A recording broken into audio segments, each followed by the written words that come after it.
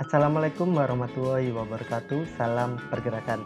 Halo sahabat-sahabati semuanya, jumpa lagi di channel YouTube Sahabat TNI. Pada video kali ini sahabat, kita akan melanjutkan terkait rangkuman materi tes karakteristik pribadi atau TKP di part 2-nya. Jadi buat sahabat-sahabat yang belum nonton part 1-nya, tonton dulu agar nyambung di video pembahasan kali ini. Oke, langsung saja saksikan yang satu ini.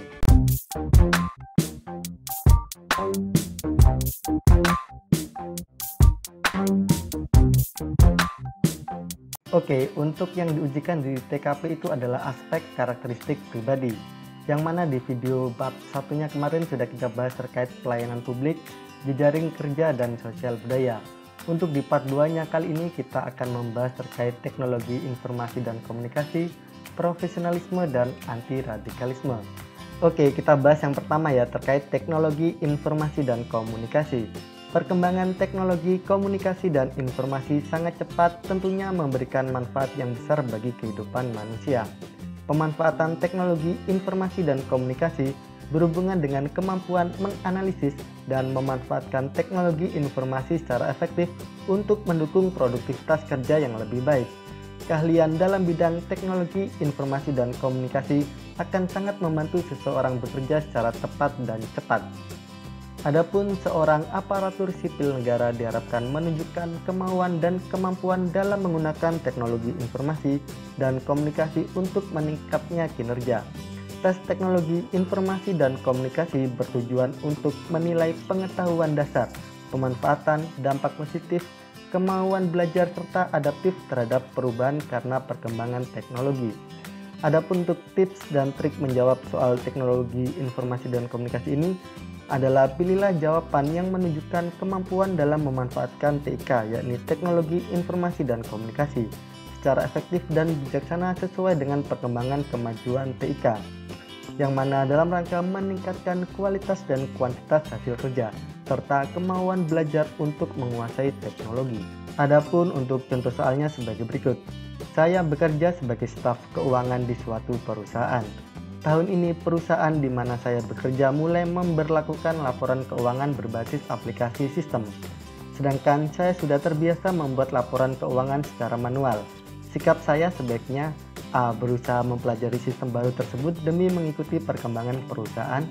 B. Menjadi malas membuat laporan. C. Meminta bantuan teman untuk melaporkan keuangan yang telah saya buat lewat sistem baru tersebut. D. Mengabaikan arahan tersebut dan meminta keringanan kepada atasan untuk melaporkan secara manual saja. E. Tetap melakukan laporan keuangan secara manual. Oke, ayo, apa jawabannya sahabat? Coba dijawab dulu, baru kita bahas. Jadi pembahasannya, mengikuti perkembangan teknologi informasi dan komunikasi membutuhkan kemauan untuk belajar agar bisa berkembang sesuai zaman. Maka jawaban yang tepat pada soal di atas adalah yang A. Berusaha mempelajari sistem baru demi mengikuti perkembangan perusahaan.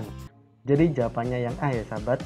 Adapun untuk poinnya, jika menjawab A tadi 5, jika menjawab B poinnya 1, C 4, kalau menjawab D poinnya 3, kalau menjawab E poinnya 2. Oke, kita lanjut selanjutnya terkait profesionalisme. Profesionalisme merupakan kemampuan dan kemahiran tenaga kerja dalam melaksanakan sesuatu yang berhubungan dengan pekerjaannya, sesuai dengan profesinya tentunya. Karyawan yang profesional adalah seorang karyawan yang digaji untuk melaksanakan tugasnya sesuai petunjuk pelaksanaan dan petunjuk teknis yang telah dibebankan padanya dan senantiasa mendorong dirinya menuju kualitas pekerjaan yang lebih baik. Selanjutnya, profesionalisme terbagi dalam beberapa aspek meliputi aspek pengetahuan, aspek kemampuan, serta aspek keterampilan. Seorang profesional harus mampu menguasai ilmu pengetahuan secara mendalam, mampu mengembangkan dirinya dan mau melakukan kreativitas dan inovasi atas bidang yang digelutinya, serta harus selalu berpikir positif dengan menjunjung tinggi etika dan integritas profesi. Kemudian hal-hal yang perlu diperhatikan dalam keprofesionalan kerja antara lain kompetensi SDM, kesigapan petugas, aturan perilaku dan kode etik, penghargaan dan sanksi, serta budaya pelayanan. Adapun untuk tips dan trik menjawab soal profesionalisme, yakni pilihlah jawaban yang menunjukkan kemampuan mahir dalam hal pekerjaan, selalu menjaga dan memelihara keprofesionalan pekerjaan sesuai petunjuk pelaksanaan dan petunjuk teknis, dan selalu menginginkan pengembangan diri untuk memperbaiki kualitas keterampilan dan pengetahuan. Kemudian tes profesionalisme mengedepankan pilihan jawaban yang menunjukkan kemampuan dan keinginan besar untuk melaksanakan tugas dan kewajiban sesuai dengan tugas dan fungsi pekerjaannya dengan penuh tanggung jawab. Oke, kita lanjut ke contoh soalnya. Saya sedang tergesa-gesa pergi ke kantor karena akan ada pertemuan mendadak dengan klien saya. Ketika akan berangkat, saya mendapati seseorang pengendara motor yang terpleset di depan rumah saya. Maka tindakan saya, A. Menghubungi rekan kerja untuk menggantikan saya menemui klien karena akan membantu pengendara motor tersebut. B. Menghubungi klien bahwa saya akan terlambat datang karena akan membantu pengendara motor tersebut menepi di rumah saya. C. Membiarkan saja dan segera pergi ke kantor. D. Menolong pengendara motor tersebut menepi kemudian bergegas berangkat ke kantor. E. Memanggilkan tetangga untuk menolong pengendara motor tersebut karena terburu-buru bertemu klien di jam tersebut. Oke, coba sahabat jawab dulu, baru kita bahas. Jadi pembahasannya, dalam pekerjaan Anda dituntut untuk senantiasa profesional dalam kondisi apapun. Maka yang dilakukan tetap menolong tapi juga segera ke kantor. Sehingga jawaban D yang paling sesuai, yaitu menolong pengendara motor tersebut menepi kemudian bergegas ke kantor. Namun kondisi tersebut juga darurat. Maka jawabannya adalah yang D. Adapun untuk pilihan dan poinnya untuk A nilainya 2, B3, C1, D5, dan yang E itu 4. Materi TKP selanjutnya adalah anti-radikalisme. Tujuan adanya soal anti-radikalisme adalah untuk menjaring informasi dari individu tentang pengetahuan terhadap anti-radikalisme, kecenderungan bersikap dan bertindak saat menanggapi stimulus dengan beberapa alternatif. Menurut BNPT, radikalisme adalah suatu sikap yang menambahkan perubahan secara total dan bersifat revolusioner dengan menyingkirbalikkan nilai-nilai yang ada secara drastis lewat kekerasan. Adapun untuk ciri-ciri penganut paham radikal yaitu yang pertama intoleran, tidak mau menghargai pendapat dan keyakinan orang lain.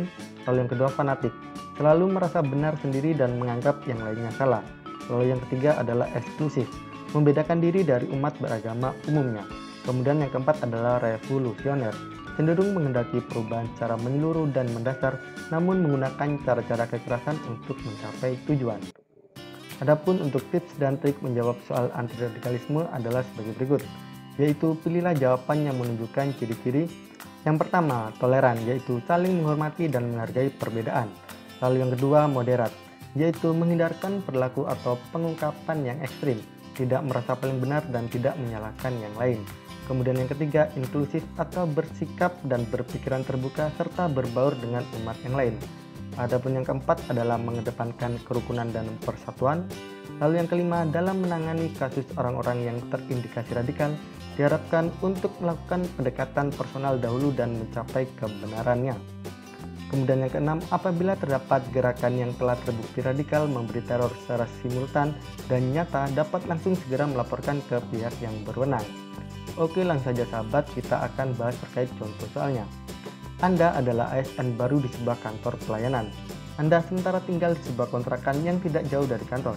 Di lingkungan tempat Anda tinggal, kepala desa mengusulkan bahwa akan diadakan kenduri rutin tiap hari Kamis malam bertujuan untuk menangkal paham-paham radikalisme dan mempererat rasa kebersamaan antar masyarakat di lingkungan tersebut. Sikap Anda terhadap rencana kegiatan kenduri rutin adalah A. Menyetujui usulan tersebut meskipun dengan berat hati karena tidak sesuai dengan kebiasaan saya sebelumnya. B. Menyetujui usulan tersebut dan bersedia mengikuti kenduri rutin tersebut karena pentingnya upaya mencegah paham radikalisme. Lalu yang C. Menyetujui usulan tersebut dan bersedia mengikuti kenduri rutin karena mengharapkan adanya makanan seusai kenduri. D. Menolak usulan tersebut dan dengan segera meninggalkan ruang rapat karena menurut saya acara itu tidak penting.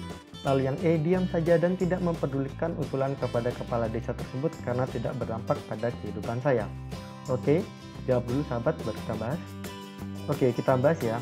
Sikap yang paling tepat adalah menyetujui usulan tersebut dan bersedia mengikuti kenduri rutin tersebut karena pentingnya upaya mencegah paham radikalisme. Maka jawaban yang tepat adalah yang B. Adapun untuk pilihan dan poin nilainya, jika menjawab A poinnya 4, pilih B poinnya 5, pilih C poinnya 3, pilih D poinnya 1, dan jika memilih E poinnya akan mendapatkan 2. Nah, bagaimana sahabat? Itu tadi adalah rangkuman materi tes karakteristik pribadi atau TKP di part 2-nya. Semoga dari penjelasan materi tadi dapat mempermudah kalian dalam memahami materi ini. Dan apabila ada yang kurang jelas atau ada yang ingin tanyakan, jangan sungkan-sungkan langsung tanyakan di kolom komentar di bawah ini. Dan apabila menurut kalian video ini bermanfaat, jangan lupa untuk like, komen, dan share video ini ke sahabat-sahabat lainnya. Oke, cukup sekian dapat saya sampaikan, kurang lebihnya mohon maaf. Wassalamualaikum warahmatullahi wabarakatuh. Salam pergerakan.